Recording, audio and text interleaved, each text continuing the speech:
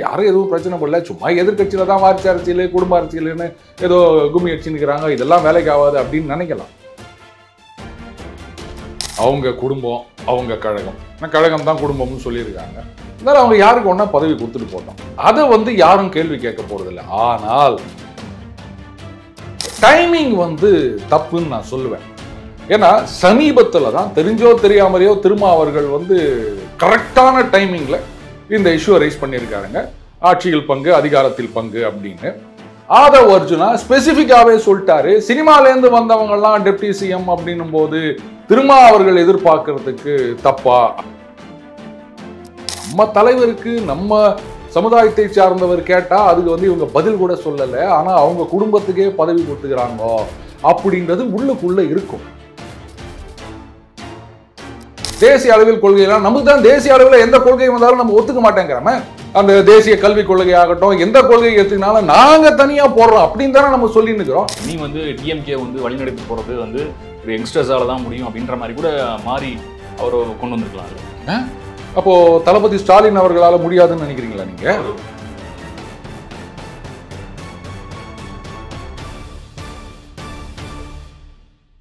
ஜாம்பவான் நேயர்களுக்கு வணக்கம். இன்னைக்கு நம்மளோட இணைஞ்சிருக்கிறோம் ஜாம்பவான் அருண் சார் அவர்கள். அவர்கிட்ட பேச வேண்டிய விஷயங்கள் நிறைய இருக்கு, வாங்க அவர்கிட்ட பேசலாம். சார் வணக்கம்.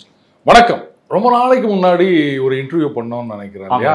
ஆனா அவங்களை மறக்கவே முடியாதுமா. உங்க பேர் என்ன? Felix sir. அப்ப நான் என்ன சவுக்கா? நல்ல காலம் இன்னைக்கு வாட்ச் கட்டல. சரி ஆரம்பிங்க சார். உதயநிதி சார் அவர்கள் இப்போ துணை முதல்வராக இருக்காரு. ஸோ அதிகாரப்பூர்வமா துணை முதல்வர் அப்படின்ற மாதிரி வந்திருக்கு. ஸோ இதை பத்தி உங்களுடைய பார்வை என்ன மாதிரி? அப்போ இதுக்கு முன்னாடி அதிகாரப்பூர்வம் இல்லாமல் துணை முதல்வராக இருந்தாரு, இப்போ அதிகாரப்பூர்வமா அப்படின்றீங்களா? இருக்கலாம். டிஃபேக்டோ தேஜூர் அப்படின்னு சொல்லுவாங்க. ஒரு விஷயம் புரிஞ்சுக்கணும் ஃபெலிக்ஸ். இன்னைக்கு நிறைய பேர் இது ஏதோ ஒரு சாதனை, இது ஒரு மகுடம், அது கடந்து வந்த பாதை அப்படி இப்படின்லாம் சொல்லிட்டு இருக்காங்க. ஆனா இது எந்த மாதிரியான பின்விளைவுகளை ஏற்படுத்தும் அப்படின்னு யாரும் ரியலைஸ் பண்ண மாதிரி தெரியலங்க. மக்கள் மத்தியில் இதுக்கு ஒன்றும் எதிர்ப்பு கிடையாது அப்படின்னு சொல்லலாம். ஆனால் இப்போ ஜெயலலிதா அவர்கள் அந்த வளர்ப்பு மகன் திருமணம் இல்லையா, இது கூட 96 திருமணத்தில் அவர் ஏதோ எதிர்த்து போராட்டம் நடத்தினார் அப்படின்னு யாரோ சொல்ல போக, இல்லை கல்யாணம் நடந்ததே 95 அப்படின்னு யாரோ கவுண்டர் கொடுக்க போக, அதெல்லாம் நான் பார்த்தேன். அந்த கல்யாணம் நடந்தப்போ அதை ஏதோ சேனல் எல்லாம் கூட லைவ் டெலிகாஸ்ட் பண்ணாங்க போல இருக்கு. அப்போ ஒரு பெரிய பின்விளைவை ஏற்படுத்தவில்லை. இந்த மாதிரி விஷயங்கள்லாம் அந்த சாதாரண மனிதன், ஆம் ஆத்மி இருக்கா இல்லையா, காமன் மேன், அவனுடைய சப்கான்சியஸ் மைண்டில் போய் உக்காந்துக்கும். எப்படி கொஞ்சம் கொஞ்சமா எடை ஏற்றிட்டு வரும்போது ஒன்றும் இல்லாமல் கடைசி ஒரு துளி போடும்போது கவுந்துருது இல்லையா, அந்த மாதிரி ஏதாவது ஒரு ட்ரிகர் பாயிண்ட்ல இது எல்லாம் உள்ளுக்குள்ளேருந்து சேர்ந்து ஆட்சிக்கு எதிராக ஒரு பெரிய வேவா கிரியேட் ஆகுங்க. இப்போ நினைக்கலாம், ஏன்னா இப்போ மக்கள்லாம் ஏற்றுக்கினாங்க, யாரும் எதுவும் பிரச்சனை பண்ணல, சும்மா எதிர்கட்சியில தான் வாரிசு அரசியல் குடும்ப அரசியல்னு ஏதோ கும்மி அடிச்சு நிற்கிறாங்க, இதெல்லாம் வேலைக்கு ஆகாது அப்படின்னு நினைக்கலாம். ஆனால் அது எலெக்ஷன் நேரத்தில் ஒரு பெரிய ஒரு வேவா மாறக்கூடிய சக்தி. ஜெயலலிதா அவர்கள் வளர்ப்பு மகன் திருமணம் அந்த மாதிரி தான். கடைசியாக அந்த ஃபோட்டோஸு அது இதெல்லாம் வரும்போது எல்லாமா சேர்ந்து அப்படிப்பட்ட ஒரு எதிர்ப்பலை வீசினது அப்படின்னு நம்ம பார்க்குறோம். அடுத்தது நிறைய பேர் இது ஒரு சாதனை மாதிரி, பார்த்தீங்களா தமிழகத்துக்கு இந்த மாதிரி ஒரு பெரிய பாக்கியம் அப்படின்ற மாதிரிலாம் நிறைய பேர், அஃப்கோர்ஸ் கட்சி ஆதரவாளர்கள், நிர்வாகிகள் அப்படின்னு வச்சுக்கோங்களேன். இதில் என்ன சாதனை இருக்குது அப்படின்னு எனக்கு புரியல ஃபெலிக்ஸ். உதாரணத்துக்கு உங்கள் ஜாம்பவான் முதலாளி, அவர் அந்த கம்பெனியில் அவர் பையனை நாளைக்கு ஜிஎம் அப்பாயிண்ட் பண்ணுறாரு அப்படின்னா வேணா நீங்கள் ஒன்றா சொல்லலாம், சாதனை அப்படின்ட்டு நீங்கள் நன்றி தெரிவித்து சொல்லலாம். மற்றவங்கள்லாம் சொல்லணும்னு அவசியம் கிடையாது இல்லையா? இதுதான் கரெக்டாக இருக்கும் அப்படின்னு நான் நம்புறேன். இன்னும் சொல்ல போனால் நம்ம ஜாம்பவானில் பழைய வீடியோ எடுத்து பாருங்க. எலெக்ஷன் ரிசல்ட் வந்த ஒரு சில நாட்கள்லேயே முதல்ல நாம் சொல்லியிருந்தோம் ஜாம்பவான் டிவியில், இவருக்கு டெப்டி சிஎம் வித்தவுட் போர்ட்ஃபோலியோ கொடுத்துருங்க, ஸோ தட் அவர் எல்லா துறைகள்லையும் எல்லா விஷயங்களையும் பார்த்து பண்ணட்டும். இப்போலேருந்தே அது அடுத்தது இவர் தான் அப்படின்னு தெரிஞ்சு போச்சு. அப்போது முதல்லையே பண்ணிருக்கலாம ஆரம்பத்திலேயே சொன்னது நாம தான். ஆனா இதுக்கு ஒரு எதிர்பார்ப்பு அப்படின்ற மாதிரி இது பண்ணி 2-3 தடவை பார்த்தீங்கன்னா அப்பப்போ ஒரு சில அமைச்சர்களோ இல்லை மற்றவங்களோ இவரை துணை முதல்வராக்கணும் அப்படின்னு சொல்லுவாங்க. முதலமைச்சர் இல்லை அப்படின்னு மாதிரி. இப்போ சமீபத்தில் கூட காலம் கனியட்டும் அப்படின்னு சொன்னார், அது உடனே கனிந்து விட்டது. இந்த மாதிரி ஒரு ஹைப்பை கிரியேட் பண்ணி பாருங்க, இது நாங்களாம் முடிவெடுக்கவில்லை, தொண்டர்கள் மக்கள் எதிர்பார்ப்பு அப்படின்ற மாதிரி ஒரு நெரேட்டிவ் செட் பண்ணணும்னு நினைக்கிறாங்க. கட்சிக்குள்ள அது செல்லும், மக்கள் மத்தியில் அது எடுபடாது. சார் இந்த இதில் ஒரு இன்ட்ரப்ட் பண்ண விருப்பப்படுறேன். என்ன அப்படின்னா வந்து ராஜீவ்காந்தி இருந்தார். ஸோ அவருக்கு முன்னாடி பார்த்தீங்கன்னா வந்து இந்திரா காந்தி இருந்தாங்க. அவருக்கு முன்னாடி பார்த்தீங்கன்னா நேரு இருந்தாங்க. ஸோ இதுவும் வந்து ஒரு வாரிசு அரசியல் அப்படின்ற மாதிரி எடுத்துக்கலாம். முன்னாடியே வந்து ஏற்கனவே வந்து கருணாநிதி அவர்கள் வந்து மறைந்த தலைவர் கருணாநிதி அவர்கள் வந்து ஏற்கனவே சொல்லியிருந்தார் இது வாரிசு அரசியல் அப்படின்ற மாதிரி. ஸோ அதே இது வந்து திமுகலையும் தொடரப்ப வந்து இது என்ன மாதிரி வந்து விளைவுகளை ஏற்படுத்தும் நீங்கள் நினைக்கிறீங்க? அண்ணன் பிடிஆர் அவர்கள் சொன்னதை நான் இந்த நேரத்தில் ரிப்பீட் பண்ண விரும்பலை. பாருங்க, அவங்க குடும்பம், அவங்க கழகம், கழகம் தான் குடும்பம்னு சொல்லியிருக்காங்க. அதனால அவங்க யாருக்கு ஒன்றா பதவி கொடுத்துட்டு போட்டோம். அதை வந்து யாரும் கேள்வி கேட்க போறதில்லை. ஆனால் இதை வந்து ஏதோ ஒரு சாதனை போலவும் தமிழகத்துக்கே இது வந்து ஒரு நல்ல விஷயம் நடந்திருக்கு போலவும் ஹைப்பை கிரியேட் பண்றது தான் வந்து மக்கள் மத்தியில் மோசமான விளைவை ஏற்படுத்தும். ஆனால் லாங் டேர்ம் பேசிஸ் இம்மிடியட்டா ஒன்றும் தெரியாதுங்க. இதை பாருங்க, பொதுவாகவே காமன் மேனை பொறுத்த வரைக்கும் எது நடந்தாலும் அரசாங்கத்தை குறை சொல்லணும் அப்படின்றது தான். ஏன்னா வேற வழி கிடையாது, அவனுக்கு ஒரு போக்கிடம் கிடையாது. ரைட்டா, நாளைக்கே வேலை கிடைக்கல, சம்பளம் கிடைக்கல, இன்னும் இந்த கவர்மெண்ட்டு ஒன்றுமே சரியில்லை, வேலையே கிடைக்கல, பணப்புழக்கமே இல்லை, வருமானமே வரல அப்படின்னு எல்லாத்துக்கும் கவர்மெண்ட்டை தான் குறை சொல்லுவாங்க. சரியா? அப்போ நாளைக்கு அவனுக்கு ஒரு வயிற்று வலி வந்தா கூட பாருங்க, இவங்களே வந்து எல்லா பதவியும் எதுன்னு போறாங்க, ஏன் உன் வயிற்று வலிக்கும் அதுக்கு என்னையா சம்பந்தம், அதெல்லாம் தெரியாது. ஏன் வந்து அரசாங்கத்தை தான் குறை சொல்லுவேன். ஸோ இதுக்கெல்லாம் வந்து இவங்களே துணை போகிறார்கள் அப்படின்னு தான் நான் சொல்லுவேன். ரைட்டு, நீங்க கொடுக்கணும்னு நினைக்கிறீங்களா, உங்க கட்சி உங்க குடும்பம் நீங்க யாருக்கு வேணா பொறுப்பு கொடுத்துட்டு போங்க. அதுக்கு இவ்வளவு பெரிய ஒரு ஹைப்பு கிரியேட் பண்றது தான் தப்புன்னு நான் சொல்றேன். இப்போ இவர் மனோ தங்கராஜ் அவர்களை பதவியிலிருந்து நீக்கிறாங்க, மறுபடியும் ஆவடி நாசர் அவர்களுக்கு பதவி கொடுக்குறாங்க. இதெல்லாம் யாராவது கேட்டாங்களா? ஆவடி நாசர் அவர்களை எதுக்கு பதவியிலேருந்து நீக்கினாங்க அதையும் யாரும் கேட்கல. நீக்கினவருக்கு ஏன் மறுபடியும் பதவி கொடுத்தீங்க அதையும் யாரும் கேட்கல. அந்த மாதிரி ஒரு ரொட்டீன் அஃபேரா இவர் வந்து, அதுவும் பாருங்க, டெசிக்னேட்டட், அந்த ராஜ்பவன்லேருந்து வந்த செய்தி குறிப்பு, designated as deputy chief minister. ரைட்டுங்களா? ஏன்னா அந்த மாதிரி ஒரு பதவி கிடையாது இல்லையா? அப்போ இது ஒரு சாதாரண விஷயமா கடந்து போயிருக்கணும். அதுலேயும் இந்த டைமிங் வந்து தப்புன்னு நான் சொல்லுவேன். ஏன்னா சமீபத்தில் தான் தெரிஞ்சோ தெரியாமலையோ திருமாவர்கள் வந்து கரெக்டான டைமிங்கில் இந்த இஷ்யூவை ரைஸ் பண்ணியிருக்காருங்க. ஆட்சியில் பங்கு, அதிகாரத்தில் பங்கு அப்படின்னு. ஆதவ் அர்ஜுனா ஸ்பெசிஃபிக்காவே சொல்லிட்டாரு, சினிமாலேருந்து வந்தவங்கெல்லாம் டெப்டி சிஎம் அப்படின்னும் போது திருமா அவர்கள் எதிர்பார்க்கறதுக்கு தப்பா அப்படின்னு கேட்டிருக்காரு. இப்போ யோசிச்சு பாருங்க, இதுக்கு வந்து நாங்கள் ஆட்சியில் பங்கு கொடுப்போம் கொடுக்க மாட்டோம் அப்படின்னு எதுவுமே சொல்லலை.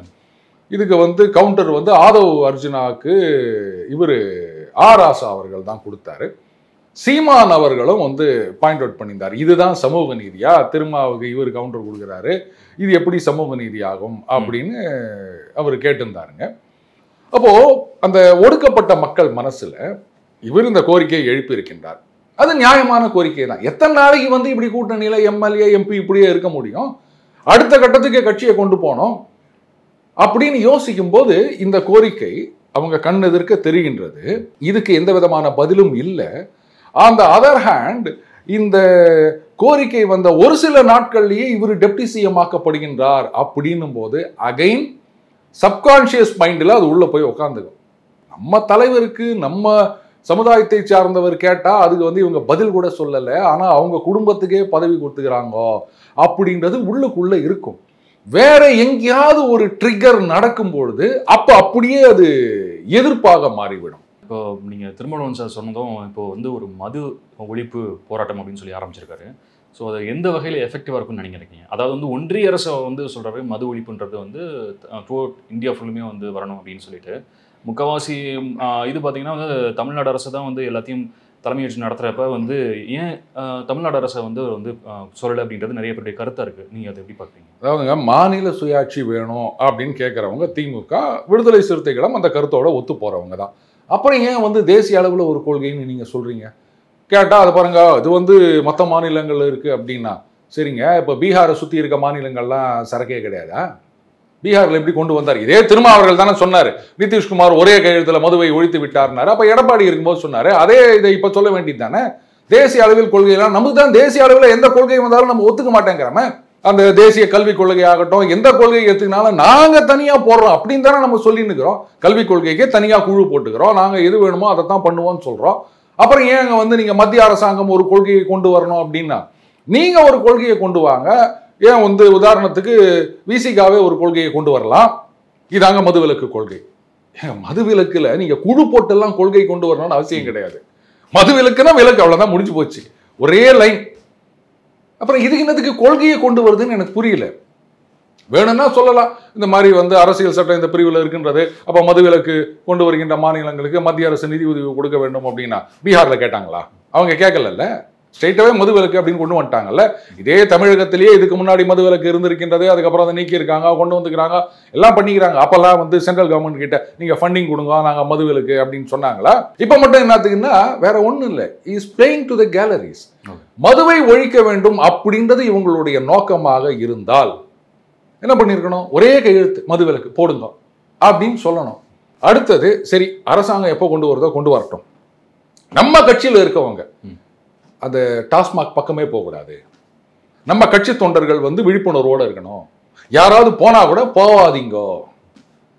அமைச்சர் முத்துசாமி அவர்கள் சொன்னாரு, நாங்க வந்து விழிப்புணர்வை ஏற்படுத்த போகிறோம், இந்த கவுன்சிலிங்லாம் கொடுக்க போறோம் அப்படி இப்படின்னு சொன்னாரு. அதை வந்து கட்சி அடிப்படையில் அவங்க பண்ணலாமே, சமுதாய சீர்திருத்தம் இதுதானங்க கட்சிகளுடைய அடிப்படை நோக்கம்னு சொல்றாங்க. அப்போ வாங்க சமூகத்துல எல்லாம் போயிட்டு யாரும் குடிக்காதீங்க அப்படின்னு சொல்லுவோம், இது மாதிரிலாம் சொல்லல. ஸோ மதுவை ஒழிப்பது நோக்கம் அல்ல. ஒருத்தரோட ட்வீட் அதை பாருங்க, நான் அனுப்புறேன் உங்களுக்கு. பாஜகவை ஒழிக்கும் வரை மது ஒழிப்பு போராட்டம் தொடரும் அப்படின்னு. அதாவது இந்த கொசு மருந்து இருக்குல்ல, நண்பர் ஒன்று கொண்டு வந்து கொடுத்தாரு, இதை வந்து மாட்டி வச்சிருங்க அப்படின்னாரு. எது வரைக்கும் மாட்டி வைக்கணும் அப்படின்னு, நீங்க காலையில முழிச்சிக்கிற வரைக்கும் அப்படின்னாரு. முழிச்சிக்கிற வரைக்கும் அப்போ கொசு எல்லாம் ஒழியாதுங்க, நீங்க தூங்கும் போது மாட்டிக்குங்க, எழுந்துக்கும் போது ஆஃப் பண்ணிருங்க, அது கடைசி வரைக்கும் பண்ணிக்கிட்டே இருக்கணும் அப்படின்னு. அப்போ இது கொசு ஒழிக்கிறதுக்கு அந்த மருந்து கிடையாதான்னு சும்மா ஒரு இது. அப்போ அதை மது ஒழிக்கும் போராட்டம் பாஜகவை ஒழிக்கும் வரை தொடரும்னா, அப்ப பாஜக ஒழிஞ்சு போயிடுச்சுன்னா அப்ப மது ஒழிப்பதை நீங்க நிறுத்திடுவீங்களா? அப்ப இது மது ஒழிப்பு போராட்டம் கிடையாது, காமெடியாக்கிட்டு இருக்காங்க. அதுதான் நான் சொல்வேன். இப்ப திமுக 2 பேர் வராங்களா, ஏன் மதுவிலக்கு அமைச்சரையும் கூப்பிட்டுருக்கலாமே? இல்ல, துறையே மதுவிலக்கு துறை வச்சிருக்காருல்ல, அவரையும் கூப்பிடலாம்ல. அதிருப்தியில் இருக்காங்களா சார்? திமுக மேல அதிருப்தியில் இருக்கிறாங்களா? இல்ல, இது வந்து ஒரு லாங் டேர்ம் பிளான். நல்ல கேள்வி கேட்டீங்க ஃபெலிக்ஸ். முதல்ல வந்து இந்த மது ஒழிப்பு போராட்டம் அப்படின்னு சொன்னாரு. அதுக்கப்புறம் முதலமைச்சரை சந்தித்துட்டு வந்தார். திமுகலேருந்து ஏதோ 2 பேர் வராங்க அப்படின்னு சொன்னாங்க. அப்போ பார்த்தீங்கன்னா சமூக ஊடகங்களில் பெரிதாக பேசப்பட்டது, திருமா வந்து சரண்டர் ஆயிட்டார் அப்படின்னு சொன்னாங்க. பட் நான் மட்டும் சொல்லியிருந்தேன் இல்லை அப்படின்னு. அதற்கு பிறகுதான் இந்த ஆதவ் அர்ஜுனா அவர்களுடைய பேட்டி இதெல்லாம் வெளில வருது அப்படின்னு வச்சுக்கோங்களேன். அகைன் ஜாம்பவான் பழைய பதிவுகள் போய் பாருங்க. அப்போ நம்ம இதில் சொல்லியிருப்போம், கட்சியுடைய வளர்ச்சின்றது மந்திரி பதவி, ஆட்சியில் பங்கு, இதுதான் வந்து அடுத்த கட்டம்னு சொல்லியிருப்போம். ஸோ அதை நோக்கித்தான் இப்போ அரசியல் போயிட்டு இருக்கு அப்படின்னு வச்சுக்கோங்களேன். இதில் திருமா அவர்கள் வந்து அதை எத்தனை பேர் சரியா உள்வாங்கினாங்கன்னு எனக்கு தெரியல. அவர் என்ன சொன்னாரு, அதிமுக திமுக இந்த கட்சிகள் பலவீனப்படாத வரை ஆட்சியில் பங்கு என்பது சாத்தியமில்லைன்னு ஒரு வார்த்தை சொல்லியிருந்தாருங்க. இன்றைக்கு அதிமுக பலவீனப்பட்டு விட்டது. ஸோ அவங்க ஒன்னா ஆட்சியில் பங்குன்னு சொல்லலாம். ஆனால் என்னவோ தெரியல, எடப்பாடியார் பேசுறதுக்கு முன்னாடி அண்ணன் ஜெயக்குமாரும் அதுக்கப்புறம் அண்ணன் செல்லூர் ராஜு அவர்களும் அதெல்லாம் கிடையாது கிடையாது கிடையாது, என்னவோ நாளைக்கே இவங்க ஆட்சியில் ஏற்றுக்கிற மாதிரி, அத்தனை எம்எல்ஏ வச்சிருக்கிற மாதிரி, இவங்க கேட்குற மாதிரி, இவங்க முடியாது முடியாது அப்படின்ட்டாங்க. அண்டு திருமாவர்களும் சொல்லிட்டாரு, அதிமுகவில் கன்ஃபியூஷனில் இருக்காங்க, ஒரு கோஆர்டினேஷன் இல்லை, 4 சதுரி இருக்கு அப்படின்னு. ஸோ அதிமுக பலவீனப்பட்டது மட்டுமல்லாமல் ரிவைவலுக்கான ஒரு பாசிபிலிட்டி இல்லைன்றதையும் அவர் புரிஞ்சு வச்சிருக்காரு திருமா அவர்கள். இப்போ நல்லா யோசிச்சு பாருங்க, இதே கூட்டணியில் இவர் தொடர்கிறார் அப்படின்னு வச்சுக்காங்க. 2026 தேர்தலில் இது 40க்கு 40 மாதிரி ஒரு அமோக வெற்றி. இப்போ இருக்கின்ற கூட்டணி இந்த சிச்சுவேஷன்ல ஜெயிச்சு வந்துட்டாங்க அப்படின்னு சொன்னா அதிமுக ஒன்றும் இல்லாமல் போயிடும். அதே சமயத்தில் இந்த சிறிய கட்சிகள், கூட்டணி கட்சிகள், அவங்களுக்கு எதிர்காலம்ன்றதே கிடையாது. நல்லா யோசிச்சு பாருங்க, அதிமுக இல்லை அப்படின்னும் போது அப்போ அவங்களுக்கான ஒரு கிரெடிபிள் ஆல்டர்னேட்டிவா வேற யாரும் கிடையாது, பாஜக தான். பாஜக பக்கம் இவங்க வரமாட்டாங்க. உடனே சொல்லலாம் சார் தாவேகா அப்படின்னு. தாவேகா தனித்து நின்றால் அதுக்கப்புறம் இப்படி விஜயகாந்த் அவர்கள் கட்சி எப்படி அப்படியே வந்ததோ அதே மாதிரி தான் விஜய் அவர்கள் கட்சியும் வரப்போகுது. ஸோ 2026க்கு அப்புறம் அந்த கட்சியோட இது என்னன்னு தெரிஞ்சிடும். ஸோ அதுவும் ஒரு கிரெடிபிள் ஆல்டர்னேட்டிவா இருக்க முடியாது. அப்போ 2 அமைப்புகள் பாஜக வெர்சஸ் திமுகன்ற மாதிரி போயிடும். நம்ம பல தடவை சொல்லியிருக்கோம். ஏ சார், ஆனால் இதை நீங்கள் விஜய் சார் பற்றி பேசணும், நான் ஒரு விஷயம் கேட்க விருப்பப்படுறேன். அதாவது தமிழக வெற்றி கழகம் வந்து பார்த்தீங்க அப்படின்னா இப்போ தொடர்ந்து இப்போ அவங்க முன்னெடுப்புகள்லாம் எடுத்துக்கிட்டு இருக்காங்க. இப்போ ரீசெண்டாக பார்த்தீங்கன்னா வந்து அவங்க வந்து எந்த கொள்கையை வந்து ஃபாலோ பண்ணுறாங்க அப்படின்றது வந்து ஒரு கிளாரிட்டி இல்லாமல் இருக்குது அப்படின்ற நிறைய பேர் சொல்லிட்டு இருக்காங்க. இப்போ ரீசெண்டாக பார்த்தீங்கன்னா வந்து பொட்டு வைக்கல அப்படின்ற அந்த விஷயம், ஒரு இதில் பெரியாரை பற்றி பேசுகிறாங்க, அதில் பொட்டு இல்லாமல் இருக்குது அப்படின்ற மாதிரிலாம் நிறைய பேசிக்கிட்டு இருந்தாங்க. ஸோ அவங்க வந்து அவங்களோட கொள்கை வந்து இந்த திராவிடம் சார்ந்ததாக இருக்கா, இல்லை தமிழகம் அந்த மாதிரி சார்ந்ததாக இருக்குன்னு நீங்கள் நினைக்கிறீங்க? இன்னைக்கு விஜய் அவர்கள் பின்னாடி ஏராளமான அவருடைய ரசிகர்கள் இருக்காங்க. ஏன்னா கட்சி ஒன்றும் ஃபுல் ஃபிளெஜ்டாக வரலன்னால ரசிகர்கள் தான் சொல்லுவேன். அவங்கள நான் கொள்கையை பார்த்துட்டு தான் வந்தாங்களா? இல்லை அவர் கொள்கை இது அப்படின்னு அறிவிச்ச உடனே அப்படியே நாளைக்கு 1 கோடி பேர் பின்னாடி வந்துட்டு போறாங்களா? ஆஹா இதுதான் சூப்பர் கொள்கை அப்படின்னு. எல்லா கட்சிகள் கொள்கையும் இதுதான். ஏழைகள் நலன், பிற்படுத்தப்பட்டோர், ஒடுக்கப்பட்டோர், அப்புறம் சிறுபான்மையினர், நெசவாளர்கள், விவசாயிகள், உழைப்பாளிகள், அதுக்கப்புறம் கூலி தொழிலாளர்கள், அரசு ஊழியர்கள், ஆசிரியர்கள், சிறு தொழில் முனைவோர், இப்படி எல்லாருடைய நலனுக்காக இப்படிதான் எல்லா கட்சியும் கொள்கை சொல்லி நிற்கிறாங்க. இதுல புதுசா அவர் என்ன சொல்லிட போறாரு? திராவிடம்னா ஏற்கனவே அவங்க சொல்லிட்டு இருக்காங்க. இல்ல தமிழ் தேசியம் அப்படின்னு ஏதாவது பேசுறாருன்னா ஏற்கனவே அண்ணன் சீமான் அவர்கள் சொல்லி நிற்கிறாரு. புதுசா நீங்க என்ன சொல்ல போறீங்க எனக்கு சொல்லுங்க. அதனால கொள்கை சொல்லல அப்படின்றதெல்லாம் ஒரு இஷ்யூவே கிடையாதுங்க. இன்னைக்கு யாரும் கொள்கையை பார்த்து பின்னாடி போறது கிடையாது. சோ அப்போ 26க்கு அப்புறம் வேற யாருமே இல்லை அப்படின்னும் போது கூட்டணி கட்சிகளுடைய நிலைமை என்ன ஆகும் யோசிச்சு பாருங்க. திமுக நல்ல பலமான பொசிஷன்ல இருக்கும். கூட்டணி கட்சிகளுடைய ஆதரவுனாலும் எதிர்பக்கம் போறதுக்கு இவங்களுக்கு சான்ஸ் கிடையாது.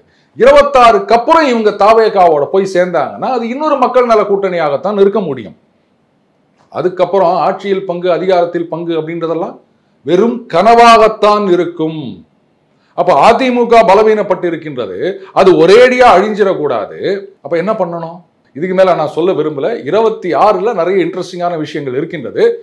அகைன் இதுவும் நம்ம சொல்லியிருந்தோம். இந்த தேர்தலில் 40க்கு 40 ஜெயிச்சாங்கன்னு சொன்னா 26 தேர்தல் கூட்டணி பேச்சுவார்த்தைகள் திமுகவுக்கு ரொம்பவே கஷ்டமான விஷயமா இருக்கும்.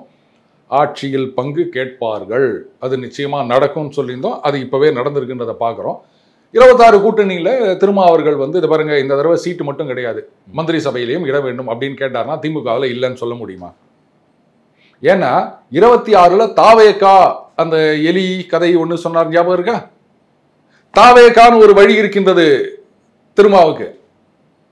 அப்ப அந்த பக்கம் போனார்னா திமுக என்ன ஆகும்? இடம் கொடுத்தாங்கன்னா அகைன் அதுல இன்னொரு சிக்கல் இருக்கு. சரிங்க, இதை யோசிச்சு திமுக ரைட்டு, நாங்கள் சமூக நீதிக்காக பாடுபடுகின்றோம், அதனால உங்களுக்கு கூட்டணியில் நாங்கள் எத்தனை சீட்டு ஜெயிச்சாலும், நாங்களே 180 சீட்டு ஜெயிச்சா கூட உங்களுக்கு மந்திரி சபையில் இடம் கொடுக்குறாங்கன்னு சொல்றாங்கன்னு வச்சுக்கோங்களேன். ஆட்சிக்கு வந்த பிறகு அப்பவும் என்ன ஆகும்? அதிமுக will be decimated, தாவேகா தனியா இருந்ததுன்னா ஒன்றும் இல்லாது அப்படின்னு தெரிஞ்சு போயிடும். அதுக்கப்புறம் நாளைக்கு இனிமே வேற யாருமே எதிரவே இல்லை, பாஜக மட்டும்தான் இருக்கு, இவங்களுக்கு வேற போக்கிடமே கிடையாது, அதனால மந்திரி சபையெல்லாம் கிடையாதுங்கன்னு சொன்னா என்ன பண்ணுவீங்க? கோர்ட்டுக்கு போக முடியும், அதை எழுதி கைது போட்டு ஊத்துறாங்க, அதை இம்ப்ளிமெண்ட் பண்ணணும்னு போய் கேட்க முடியுமா? அதெல்லாம் நடக்காது. ஸோ அதுவும் பிரச்சனை. அதனால தான் நான் சொல்றேன், இன்றைக்கு திருமா சரண்டர் ஆயிட்டார், சலசலப்பு இல்லை அப்படின்னு யாரும் தப்பு கணக்கு போடாதீங்க. இதெல்லாம் லாங் டேர்ம் பிளானிங். இதை கணக்கில் எடுத்துக்கல அப்படின்னு சொன்னா ரொம்பவே கஷ்டம். உதயநிதி ஸ்டாலின் அவர்கள் துணை முதல்வராக மாறினதுக்கு அப்புறம் இவர் எடப்பாடி பழனிசாமி அவர்கள் இனி தமிழகத்துல பாலாரும் தேனாரும் ஓடும் அப்படின்ற மாதிரி கொஞ்சம் நக்கலடிச்சிருக்காரு. அதன் ஏங்க மழைக்காலத்துல ரோடுல வெள்ளம் ஓடாம இருந்தா அது போதுங்க, அப்புறம் எங்க பாலாறு தேனாறு எல்லாம் யார் எந்த பதவிக்கு வந்தாலும் எல்லாம் ஒரே மாதிரி தான், இதுல எந்த வித்தியாசமும் கிடையாது. அண்ணன் திருமா அவர்கள் அழகா சொன்னாரு, அதிமுகவாக இருந்தாலும் திமுகவாக இருந்தாலும் பட்டியலினத்தவருக்கு எதிரான கொடுமைகள்லாம் அப்படியே தான் இருக்குது, எல்லா ஆட்சி காலத்திலும் அப்படிதான் இருக்குது அப்படின்னு சொல்லிட்டாரு. அதனால இவர் டெப்டி சிஎம் ஆனதுனாலேயே அவங்க குடும்பத்துல சந்தோஷமா இருக்கலாம், அவ்வளவுதான். நமக்கு என்ன வந்தது, உனக்கு எனக்கு என்ன வந்தது, இவர் டெப்டி சிஎம் ஆயிட்டதுனால நமக்கு என்ன சம்பளத்தை எழுதி கொடுக்க போறாங்களா? ஒண்ணும் கிடையாது. அவங்க ஏதோ சந்தோஷப்பட்டுக்கலாம்.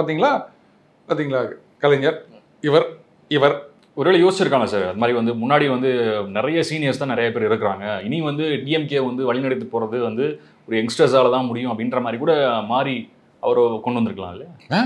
அப்போ தளபதி ஸ்டாலின் அவர்களால முடியாதுன்னு நினைக்கிறீங்களா நீங்க? அவரும் துணை முதல்வராக இருந்ததுனா சார் வந்திருக்காரு. அவரும் அந்த ஒரு சின்ன வயசுல இருக்கும்போது துணை முதல்வராக இருந்து எத்தனை வருஷமா அவர் இளைஞர் அணி தலைவராக இருந்தாரு, எத்தனை வருஷம் கழிச்சு அவருக்கு அந்த துணை முதல்வர் பதவி கொடுக்கப்பட்டது.